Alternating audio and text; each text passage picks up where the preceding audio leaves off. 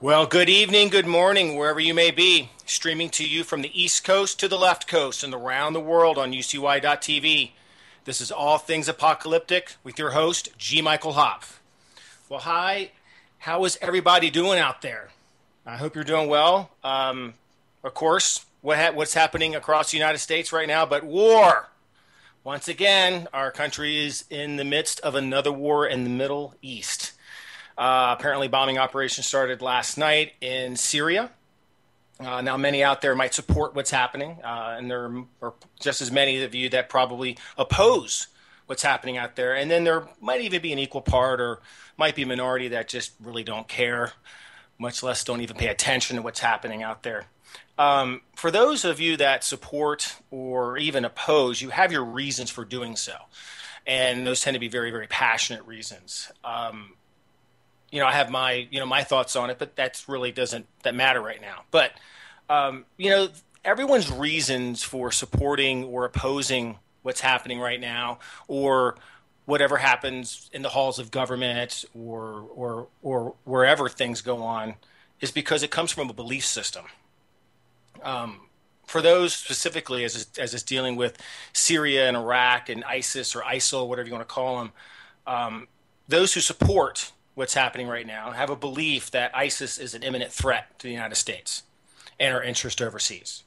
And then those of you who oppose probably are doing so because either you're tired of war, or you believe that the entire situation with ISIS or ISIL or Islamic State is just completely manufactured and made up, and that it's contrived, and that there's nothing more there than an army that's been manufactured by the CIA in order so that we could go back to war, maybe have boots on the ground in Iraq again, or have a foothold into Syria and the Middle East once more. Whatever you believe, the thing is that both sides are very, very passionate and believe deeply and have evidence to show that their beliefs are correct. What is interesting, though, and this is kind of what our show is going to be about tonight, what is interesting is that typically there's only one side that is supported by the mainstream. And then any other alternative or opposing view of a situation that's happening is considered a conspiracy theory. Now, the one that is a conspiracy theorist, like I said, is typically one that is, your story is not supported or parroted by the mainstream media and those in power typically. I personally, though, think somewhere in the middle of the screaming fringes lies the truth. But that's just me. And it may be my belief is a conspiracy theory. I don't know. So that is going to be our topic tonight, because I've always been fascinated by them. And they're not, and conspiracy theories in and of itself, our guest tonight will be able to kind of dive in more into this, are not new. They've been around for ages. Whenever you have something traumatic or even something even local, everyone always has a theory that of why things happen, or why, or what happened and why, etc. So that's because I've been fascinated about it. I wanted to have this when I listened to this our guest tonight on Coast to Coast AM. I was really, really excited to see if I could get him on, and he is available tonight. So I don't want to waste any more time because I do have his time. So I'll just kind of jump right into this. My guest tonight, he's an associate professor in the University of Miami's Political Science Department. He received his BA from Plymouth State University, his master's from University of New Hampshire, and earned his PhD in American politics at the University of Arizona. Currently, he teaches courses on and researches conspiracy theories, media bias, public opinion, popular culture, and the presidency. And most currently, he is an author of a book that just recently came out titled American Conspiracy Theories, which he has co-authored with Joseph Parent, and it's published through Oxford University Press. So tonight, I'm happy to have Professor Joseph Uscinski. Are you there? Yes, thank you for having me on tonight. Well, again, thank you. I know when I talked to you a little bit earlier, you mentioned you kind of gave your students an early out tonight to come on the show. So thank you very much for that. Oh, no problem. I'm sure they're not upset about it. And it's interesting. I actually teach a course on conspiracy theories, and that's what I was teaching tonight. Oh, So I'm only just kind of skimmed your bio. Why don't you tell the listeners a little bit more about yourself? Well, I'm a political scientist. I've been at the University of Miami for 8 years. I study American politics, and one of the big questions that I care about is why do people believe the things that they believe? And and that's a theme that I carried into the book. So it's not so much that I only care about conspiracy theories, but conspiracy theories are a very interesting manifestation of beliefs. So when I started writing the book, um, it wasn't just to find out about why do people believe, that there was a plot to kill JFK, or why do they believe that George Bush blew up the Twin Towers as part of some foreign policy plot. But it was more to get to this overarching question of why do people think the things that they do? What drives people to believe the political things that they do? And I guess carrying that further, why do people act politically the way that they do? I mean, think about in a democracy, we're all sort of interdependent on each other because when we make policy, it's by people going out and voting on stuff, and they pick their leaders, and those leaders make policy. So, you know, when we think about, why does it matter what other people believe? Well, those other people are going to be out voting. And if they believe things that are, either untrue or unverifiable, then that's something that we should care about because public policy is eventually going to stem from that. So that kind of it's those questions that drive me and drive my research, and in particular, that's what drove the research on the book. Okay.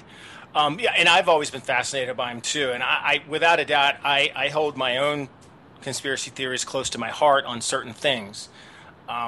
Only because I look at myself personally as someone who's cynical and doesn't.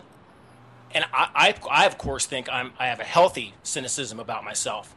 Um, so let's kind of so when and kind of in my intro, well, I was talking about what's considered a conspiracy theory. So for instance, you have the situation in Syria right now, and what's being talked about on the mainstream news is essentially that ISIS is an imminent threat against the United States, therefore we need to go in and bomb it, and et cetera, et cetera. Then there's the alternative news sources that are talking about where ISIS came from, what's their genesis, how they got to where they are, how they got as powerful as they are. But a lot of that stuff isn't talked about, and when it is, it's considered a conspiracy theory. Can you tell me why that is, even though right now alternative media is really becoming a larger force because of the internet? Well, let's start off with the term conspiracy theory. I mean, just the term itself, I mean, can be a weapon. So if I'm in a discussion with you and I say, G. Michael Hopf, everything you say is a conspiracy theory, that kind of puts you on uneven footing with me, right? Because I'm saying that you're somebody who can't be trusted. You believe in something that's, kooky and doesn't have good evidence to support it, and you, as a person, shouldn't be listened to. So just the term itself can be a so when the mainstream media labels something a conspiracy theory, that's a pretty powerful tool, and it says that those ideas aren't true. So let's just start there. Now, I personally use the term conspiracy theory just because it's a term we all know what it means, and in the book I give a more richer definition. But I don't try to use that term to try to demean anyone's beliefs or to say that their beliefs are true or untrue. In fact, I try to stay away from that question because it doesn't matter to my studies whether the conspiracy theory is true or not. I only care about whether they believe it or not. So the next part of your question, I think, is the really interesting part, and that is, you have different forms of media out there. You have the mainstream media and you have the alternative media. The mainstream media is not very cynical, and it's not very conspiratorial. In fact, the mainstream media is very anti-conspiracy theory. And one of the things that we do in the book for our research is we tracked, news over the course of an entire year.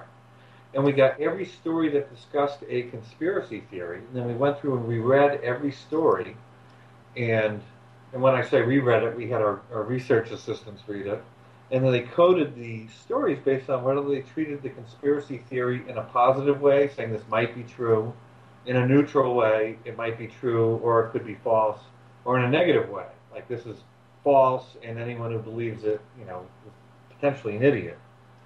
Almost 70% of the stories that we picked up were treating the conspiracy theory in a very negative way. So where you might think that the media is this fourth column that's providing a check on our other institutions, it really doesn't. It's actually very anti-conspiratorial. So if you want to get those alternative viewpoints, you have to go to the alternative media. And in fact, it's conspiracy theorists who play this fifth column for us. Because if you have this fifth estate. So if you think of the media as the fourth estate, they're there to watch the other three branches of government. It's the conspiracy theorists who play that fifth estate, but they watch the media and they watch, the rest of the government and our other major institutions. They provide that additional check on our institutions and those in power. It's interesting when you said fifth column, because fifth column essentially refers to people on the inside working against. And the thing is, if you've got some very, very powerful alternative media out there. Alex Jones is one of them, and there are people now that claim he actually is essentially the fifth column. He actually is nothing but a plant by the CIA to spread disinformation, et cetera, et cetera, et cetera. So it was just kind of funny. So looking at your book, American Conspiracy Theories, I kind of skimmed through it. So you start off with a theory of conspiracy. Can you tell the listeners a little bit more about what that chapter is about? So we start off in the book talking about the Declaration of Independence. And if you read it, the first couple of paragraphs are some of the best political rhetoric ever written in the history of mankind. It's just beautiful prose, big, grandiose, important ideas. And our the most successful country in the world is founded on these ideas of, inalienable rights and natural rights and freedom and the ability of people to control their government and not the other way around. So really great stuff. And then once you get past that, then you get into this conspiracy rhetoric, where Jefferson lays out a whole bunch of charges against the king. And if you read original drafts of it, you'll find that there was a lot more charges against the king. Some of them got really pedantic. But they all revolve around this conspiracy theory that the king is trying to instill a tyranny over the colonies and rule over them with this iron fist. There was no evidence or any strong evidence to suggest that that was the case. I mean, most of the charges against the king were really trumped up. So we start from this premise in the book that, conspiracy theories have been with us, since the founding of the country, and they're held by really smart, prominent people. They're not just held by people off the street. It's everybody, including the founders of the United States. So the question we want to grapple with is, why do people believe in them, and what kind of social scientific theory can we put forward to explain belief in conspiracy theories? And what we wind up coming up with is the idea that just like other belief systems are driven by our socialization, so think about, why are you a Republican, or why are you a Democrat, or why are you Jewish, or why are you Catholic, or why are you atheist? Most of this comes from the way we were brought up. Some people will be brought up Catholic and change later in life. Some people will be brought up Democrat, and maybe when they get older they'll become Republican. Some people, but most people, once they hit middle age, their ideas are pretty well set in stone and they don't change, and most of what they believe can be charted back to their more formidable years. So we apply that same idea to conspiracy theories. And what we argue is that some people just have an underlying predisposition to be more conspiratorial, and other people have that same predisposition, but to a lesser degree. So if you think of it on a continuum, you have some people who believe in every conspiracy theory that's out there, sometimes on very, what we might consider to be very weak evidence. And there'll be other people who believe in no conspiracy theories and have to be given a ton of evidence before they believe um, even one or a few. So if we think about it as a belief system that people will hold to one degree or another, then we can start to understand why people will accept or reject conspiracy theories when they're presented to them. Interesting. As far as the political aspect of conspiracies, I tend to follow the news and the alternative news, and as well as look at politics and what happens there.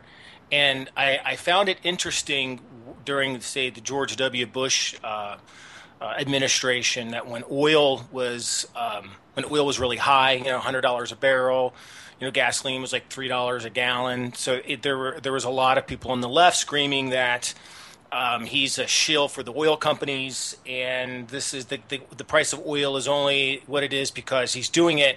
And then the minute that the administration changes political parties, those arguments go away. And is so are people, when it comes to political conspiracy theories, only driven by politics then? So when they're so it's this is my just observation, that when a certain political party is in office, they will always tend to believe that that political party is the one that's corrupt. But when their guy does it, somehow there's an explanation for why it's not corrupt, even though they might do identical things. Yeah, that's exactly true. So let's start off with the idea that some people are more predisposed to conspiratorial thinking than others. But then let's also include the idea that some people are on the right and some people are on the left and some people are in the middle. Now, people like it when their beliefs work together. They don't like having um, beliefs that are working against each other. They don't like that cognitive dissonance. So if you're a person on the left, you're you're more likely than a person on the right to believe that George Bush went to war for oil or blew up the Twin Towers. And if you're a person on the right, you're more likely than a person on the left to believe that Barack Obama was born in another country, or that he blew up the Deepwater Horizon well for his green agenda, or that he pulled off the Sandy Hook shootings as part of some sort of gun grabbing conspiracy. So people want their beliefs to align. So when you put together the willingness to believe in conspiracy theories along with their political predispositions, now you can chart which particular conspiracy theories people are going to believe in. So let's take the birther and truther conspiracy theories, for instance. So about 25 to 30% polls tell us of the country believes in each. And most of the people believing in birther theories are on the right. Most of the people believing in truther theories are on the left. But it's not all people on the right that believe in birther theories, and it's not all people on the left believe in truther theories. It's about half of each party believe in that. In which half of that? It's those people who are predisposed to believe in conspiracy theories and have the political predisposition to blame the other side. So most political conspiracy theories, therefore, are only going to get about 25% of the population to buy in. So half of their political side, the half that's predisposed to conspiracy logic, are going to buy into it. So that leaves you with 25%. The other half of the political divide are not going to buy into it. So you really don't have a lot of Democratic birthers out there, and you have very few Republican truthers out there. Republican truthers out there. So that's both good and bad. I mean, it's good in the sense that, you have a group of people who are going to be pushing back against the other side. And it's also good in the sense that,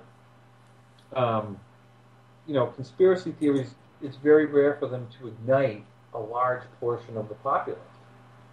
Most die out at around 25 to 30% because they can't convince people who don't like conspiracy theories, and they can't convince people who are politically opposed. Now, as to your second point about, are we always pointing fingers at the people in power? And the answer is yes. What were the big conspiracy theories during the George W. Bush administration? Bush was going to war for oil. He blew up the Twin Towers. He was trying to become a king. Um, so all sorts of stuff about him. And then January 2009, what happened? No one cares anymore. He was out of power. He retired to Texas, and we had a new guy in power. And what did we care about then? That he faked his birth certificate, that the stimulus plan was a plot, that he was purposely trying to turn us into a communist nation. So the conspiracy rhetoric now really focuses on the Democrats because they're the ones who are the party in power. Yeah, and I've definitely observed that. There is though, I think, because and maybe it's because the group of people that I tend to hang out with, but I think it's larger, specifically when it comes to the truther movement, because the evidence that's there is very compelling, and I've noticed it from my own personal experience. It goes beyond people on the left and right. There's a lot of people I know on the right that look at the evidence that's there, and find it interesting, and think that there's something else going on. Um, but I can see, going back to when George Bush was in office, why that is red meat for those who are opposed to him and want to attack him. But I think that conspiracy theory, or that theory, still lives. Specifically, we just had September 11th, 13th anniversary of it, and it's still very much alive. And the evidence that sits out there is very, very compelling. So you already touched on kind of the who are they, or essentially, so your fourth chapter in your book is who are the conspiracy theorists, and who are they?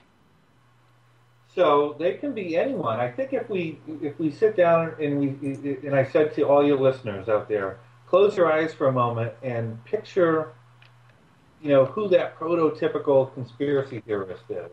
What does he or she look like? And they'll probably say it's, some white dude in their who's middle aged, perhaps living with their mother in a basement, listening to a ham radio, probably with political predispositions that run off to the right. So we investigate that and we say, is that who the median conspiracy theorist is? And what we find is no. Instead, men are just as likely to be conspiracy theorists as women. I mean, take the show The View, the popular women's show that runs during the day. Um, just take the hosts on that show. I mean, Whoopi Goldberg has expressed the belief that the moon landing was faked.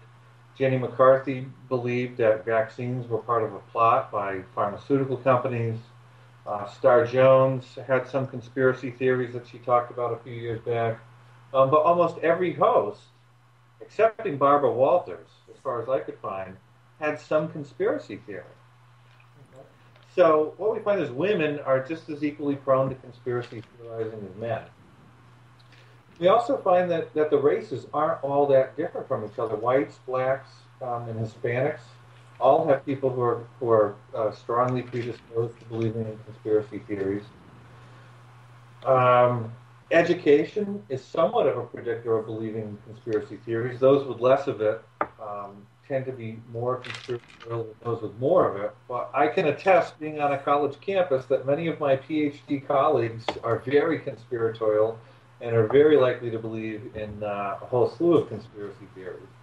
So again, we're talking in generalities here, but it could be anyone out there, and it's not necessarily good or a bad thing. As we talked earlier, being a conspiracy theorist actually has some value for society, in that skepticism keeps powerful actors honest, and it acts as a pretty good check.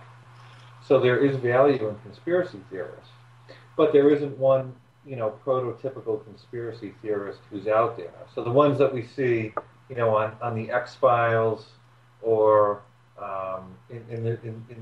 or in the movie Conspiracy Theory starring Mel Gibson, those aren't necessarily who we're talking about. It could be anybody.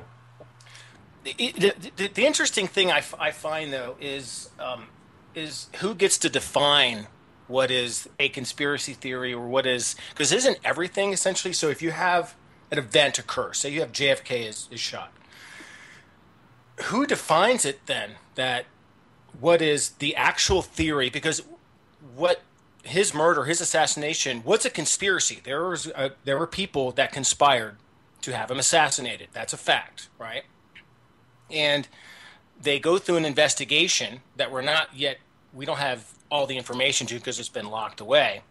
But isn't the information given to us, the American people, by the government, isn't that in itself a conspiracy theory because we're not given all the facts to go through?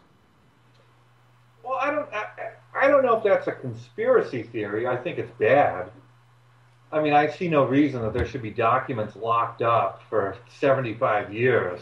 I mean, we just went past the 50th anniversary, and they're telling people that, we still have to keep something secret for another 25 years. I don't think that's good. I don't know if it's necessarily a conspiracy. I mean, we can construct conspiracy theories to explain it and say, perhaps the government is holding back information that it doesn't want us to know.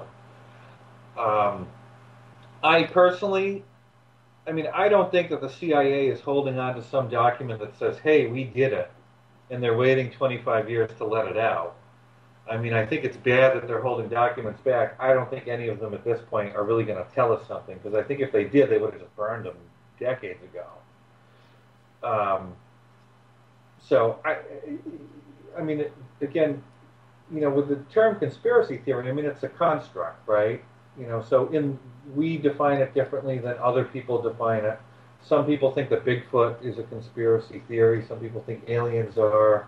Some people think that, Paul McCartney died in 1966 as a conspiracy theory. We don't define it that way. We have our own definition that gets to, powerful actors doing something that benefits them and is against the common good. So clearly JFK, if there was a conspiracy to kill him, then that would certainly count. Bigfoot wouldn't count because he's just a hairy guy that walks around in the woods. Luckily, where there are secret groups of people working to cure cancer or to solve world poverty, we don't think that's a conspiracy theory because we think that's to serve the common good. So that's not part of what we're concerned with. In our in our in our research, what we're really concerned with is people believing that there's a group out there who's doing really bad things. So that's what we define it as. And I think what your question is getting to is how do we know the conspiracy theories from the conspiracies? And that's something that's really difficult to get to. Because think about a conspiracy theory for a minute. It posits that there's a group acting in secret to do something. So what you've already said right there is that they're acting in secret. So you're not going to find evidence of it, right? So if I posit a conspiracy theory and you say to me, well, show me the evidence, and I say, well, I can't because they're working in secret and all the evidence is being hidden, well, you have to give me some deference because it's right in the theory. You would expect people working in secret to hide the evidence, right? So there's a different standard and a different bar for evidence when it comes to conspiracy theorizing. Yeah, but I'd only challenge you on this part because when you start to look at, because it's like who defines it and who presents the evidence. That's where I see. That's where I sit back and my cynical mind goes. But if you look like the IRS thing that happened or it's happening right now in Washington, or happened with the targeting of the Tea Party and conservatives, where you're looking at a government agency losing, quote unquote, having evidence destroyed. How are we to know? Because then when you ask them for the evidence, there is no evidence to present, and then with JFK they lock it away.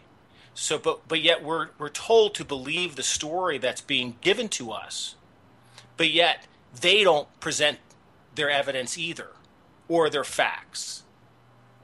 Yeah, so I mean, again, this is where the line between conspiracy theory and conspiracy starts to get really fuzzy, right?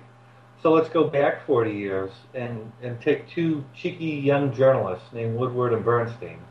So a break-in happens at Watergate. Nobody really cares that much at the time until these two journalists start looking into it. And what are they called? They're called conspiracy theorists. They have this theory that it goes all the way to the top, to the people who work for the president, and perhaps even to President Nixon himself. Okay? There's only a conspiracy theory when they started investigating it. I mean, we look back now and we think that all the pieces fit together so neatly, but they didn't. It took a lot of investigation and a lot of pushing for a long period of time before they got anywhere with it. And they faced a lot of pushback. People were like, you must be crazy to accuse the president of being involved in something like this. Well, you kind of actually proved you kind of got what I was talking about. Then, so if what was happening at Watergate was essentially a quote unquote conspiracy theory, which was actually proven out because eventually the evidence became so overwhelming and that the administration kind of collapsed in a lot of ways. What's interesting now, if you look at the political climate, there's at least on the surface, there's without a doubt corruption happening. And if this corruption had happened during that time, this would have taken down another administration. But what we're seeing now is almost appears to be a blatant disregard and for releasing the truth or allowing people to know the truth. So, when people are saying that the IRS scandal or what happened in Benghazi and things like that are nothing but conspiracy theories, but how do we get to the point of being able to vet those theories out if we're never given access to the evidence? Well, I can't answer that question. I just don't know. I mean, I would like to say, oh, geez, they should release the evidence and maybe they'll listen to me and release it tomorrow. I don't think that's going to happen. I, do I agree with you about IRS? Absolutely. Do I think there's a conspiracy going on? Of course. I mean, they lost the emails, then they lost the BlackBerry, then they lost the backup tape, then they lost the backup tape that was supposed to back up the backup tape. And they're saying this is all just happenstance. And now everyone that supposedly was sending emails to and from Lois Lerner, now they're not talking, and we can't get their emails either. So, I mean, is it possible that they honestly just lost the BlackBerry and honestly lost the tape and lost the other tape and everybody else's emails disappeared? I mean, it's possible. Anything's possible. But I mean, does it look like a cover-up? I think a reasonable person could look at this and say, more evidence is disappearing than should be disappearing, and that this looks extremely fishy.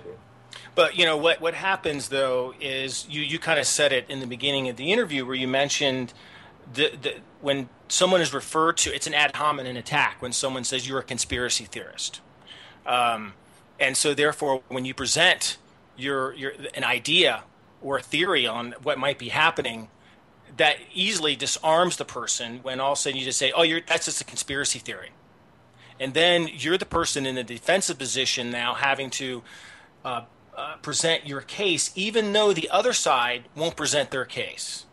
So it's almost like we're in a stalemate.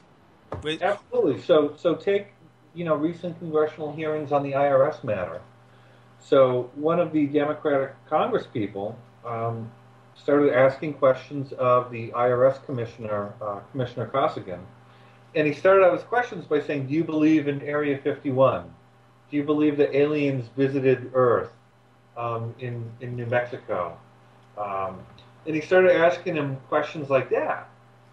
And the reason he was doing it was to suggest that the other members of the committee who thought that there was a conspiracy to conceal what had happened with the IRS targeting was just a conspiracy theory on par with, aliens and other stuff like that.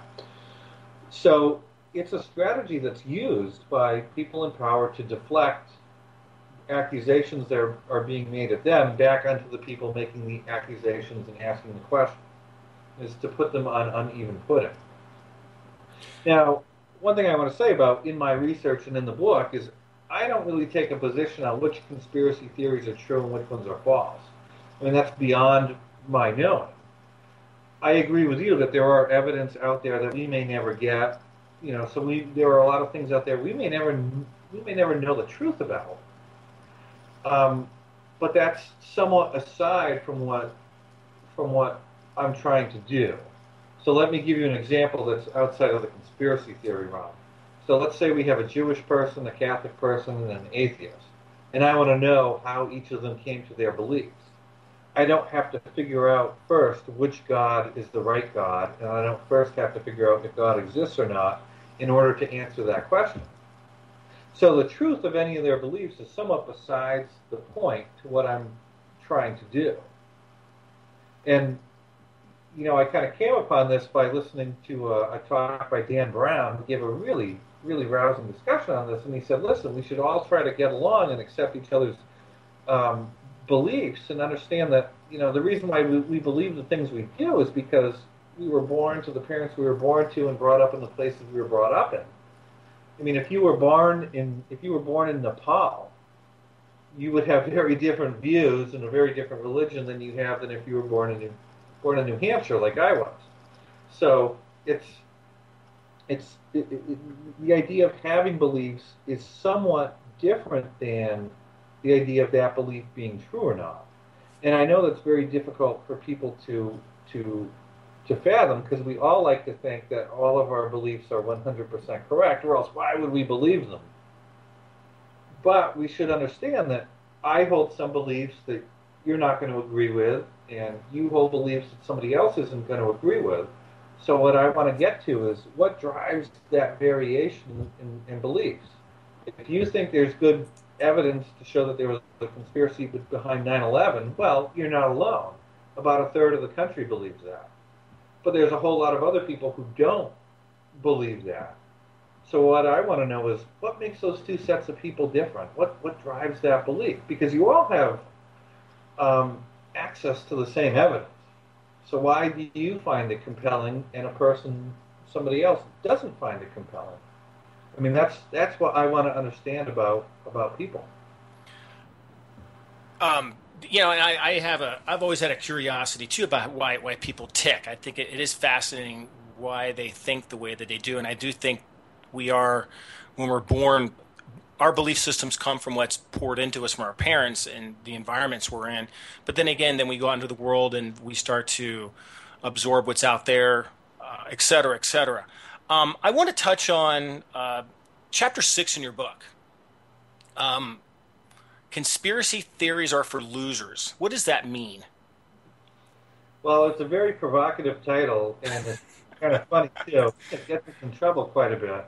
But we don't mean it as a pejorative or as an insult. Um, Instead, it gets to the concept that you and I were already talking about, and that is that conspiracy theories tend to resonate when they're pointed at groups that are in power. So think about the big conspiracy theories right now. They're ones that impugn Obama and the Democrats because they're the ones who have the big chunk of power right now. If you go back to the George W. Bush administration, he was the one who was taking the brunt of the conspiratorial accusations. And if you follow this back, as we do, we go back about 120 years into the 1890s, what we find is that over time, the prominent conspiracy theories in any given period of time are those that are aimed at the groups who are in power. And we do this we track letters to the editor of the New York Times. We got 120,000 letters to the editor, and we read all of them. We picked out the ones that were espousing some sort of conspiracy theory, and then we charted who they were accusing, and then when the letter was written. So over time, what we find is it's the party that holds the presidency gets the most accusations, and Congress has an effect on that too. So if you see a party that has control over both houses of Congress and the presidency, then they're going to get almost all the accusations aimed at them. When it's divided government, they'll get a little bit less, but they'll still be pointed at the party that's holding the White House. And this makes sense. I mean, conspiracy theories at their core are about power. What powerful group is doing what behind the scenes that could potentially be harmful. And there are ways for people to grapple with power and to alert each other to, hey, there might be something going on here that isn't right, and we need to be on alert about it. And it makes perfect sense, therefore, that they would be aimed at the people who are currently in power. So when we say, conspiracy theories are for losers, it doesn't mean that the people themselves are losers or not good people. It's just that they're the people who are currently out of power at the time. Um, Rarely do we latch on to conspiracy theories that are from people who are in power. And I'll give you a few examples of that. So when the Clinton administration came out and said that they were the victim of a vast right-wing conspiracy, everyone laughed at them.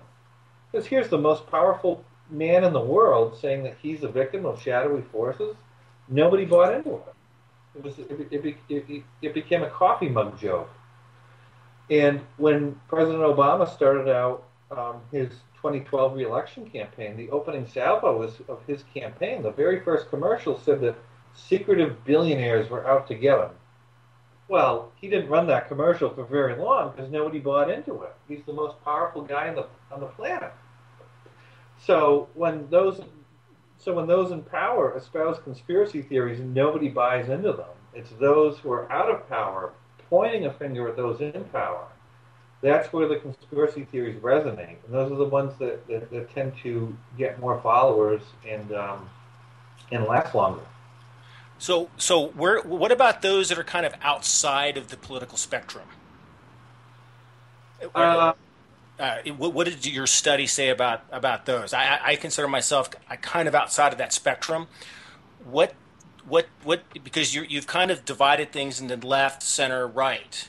But I think there's a large number of people that are outside of the political spectrum and look at everything in Washington, no matter what party, as one gigantic monster with two heads.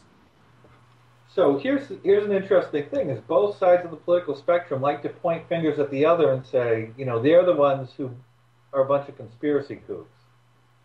So the left says the right's a bunch of conspiracy kooks.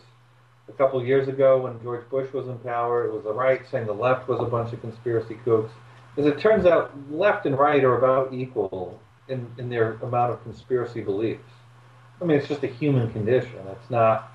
Neither side really has a monopoly on it. The people who tend to be the most conspiratorial, and I actually fall into this category, are those who consider themselves outside of the normal party mainstream. So you take people who belong to third parties or people who really reject both parties and reject the party system. Those are the people who tend to have the most conspiracy beliefs. And if the question is why is that, it's because they're the ones who have the least amount of power. I'm a libertarian. There are no libertarian leaders in power right now. There's very few. There's some who are libertarian-ish, but there's not like 30 or 40 senators or congressmen who are libertarians. There's no libertarian president. So I'm pretty much locked out of the party system. I'm locked out of every election. I'm never going to get my way. So it's people like me who kind of see that, and conspiracy theories are sometimes a tool that third parties use. So I'll give you an example of that. During the 2012 election, one thing the libertarians said was that there was a conspiracy to keep their candidate out of the election. I think party rules do keep third parties out, but I don't think it's a conspiracy. I think the reason the libertarians don't do so well is because there's just not that many libertarians out there, and not as many people as we would like buy into our beliefs. So having a conspiracy theory is a way to kind of explain away why we're not as popular as we think we should be. So let me ask you: what do you have any conspiracy theories that you look at and hold true? Oh, I used to, and the more I got into the book, the less I bought into anything. I will say that one of my favorites is the JFK conspiracy theory. I grew up on the Oliver Stone movie. I loved it, and I think it's probably one of the best movies ever made.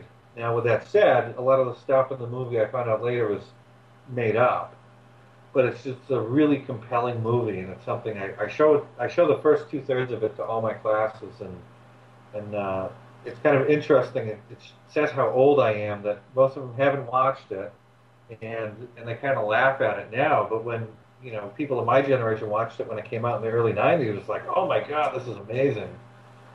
Um, I don't know what happened with the JFK theory or with the JFK assassination. Maybe there was a conspiracy, maybe there wasn't. I would agree with most people that documents need to be turned over.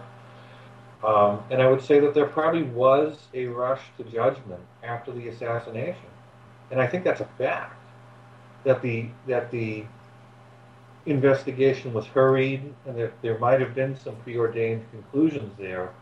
And probably some parts of the investigation, there were roads that weren't gone down simply because of the Cold War that we were in, and that they wanted to get an explanation out to the American people quickly, and they didn't want something out there that might ignite, a war. So there could be something there. I just, I don't know. I don't know if we'll ever know. And I think people have to, get the best evidence that they can and go with what they think is right. But see, that kind of goes back to what I was saying before, as far as when all the evidence is never truly presented, whether that be JFK or 9/11, even what's happening right now with Syria. Um, it begs the question. Listen, I don't think everyone wants to sit out there and have theories about what's happening. I think what people are hungry for, what we're thirsty for, is the truth, and I don't think we're getting it. And that's why I think when you can have people and you can have them political and you can put them over here on the left and say, this is your right guy, what do you think about him? Of course, that's natural. But I think if you look at if I think because there's data out there right now, and you poll Americans and how they generally feel about the direction of the country, and it's a preponderance of Americans that think it's going in the wrong direction, and also they think there's a failure in what's happening in government, and it's just because and again, it's easier to toss us into this camp where we're just conspiring or have these theories that have no evidence, but then give us the evidence, then show it to us, then we can make the decision of whether of what we want to do. But I just think look at who controls the mainstream media and who presents their argument or their talking points, and you have to wonder.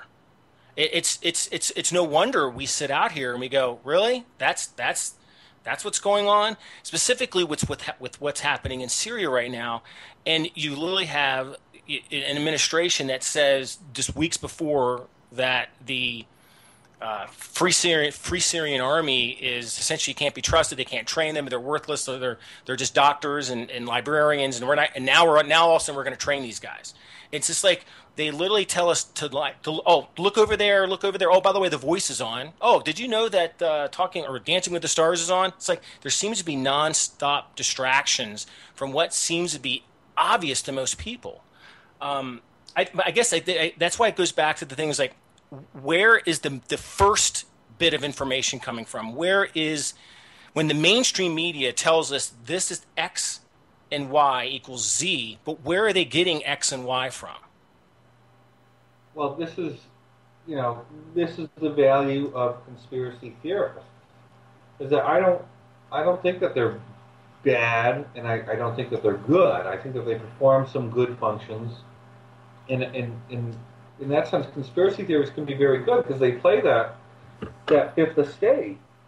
Because the mainstream media is not always going to ask the tough questions. They're not always going to be as skeptical of government as they should. And what you find sometimes is that government and the mainstream media are highly intertwined. So there isn't always as much of a separation between the two as you might expect. So what conspiracy theorists provide society is a group of people who are ultra cynical, who are questioning the official narratives, who are questioning the media's coverage of those official narratives. and who are putting out, alternative explanations, challenging the official explanations. And those are all good things. And you want people who are going to do that. Even if, now, I don't think any of us would say that every conspiracy theory is true. And we wouldn't say every conspiracy theory is false. We would say some are probably true and some are probably false and some are probably somewhere in between. Um, but even accepting that some are false, even having people pushing those lines of inquiry is a good thing. Because when the government knows that there are people out there who are skeptical, who are going to gather evidence, who are going to share that evidence, that forces them to try to act with better behavior. At least we would hope. So that's a very good thing for democracy. We want that skepticism. That's the whole point of democracy, right? That's the whole point of elections, is that, hey, we can't trust leaders. That's why we want to put them up for election every so often, to act as a check on them. And conspiracy theories are a similar check, is that you have people who are saying, hey, there might be something going on here behind the scenes that we need to keep an eye on. And that's perfectly healthy. So there's a chat room, and I'm looking at a lot of the great comments, and someone mentioned Osama bin Laden, and I had this natural response after the killing of him, and then the prompt disposal of his body. I literally had this natural response, like, this is all BS. Why not show us the body? And I just had, and I still to today just question the entire narrative. Only for the fact, why not present us with, here is enemy number one to the American people. I get the tastefulness of maybe not parading him down Pennsylvania Avenue, strung up, but no photographs, nothing. Here's enemy number one. You're not going to show us anything? And I still to today question the whole entire thing. And then right after that, so many months after, most of the members of that SEAL team are killed in a chopper accident in Afghanistan. So but then if I were to pose this to other people, they would look at me like I'm crazy. Like, how? Of course he's dead.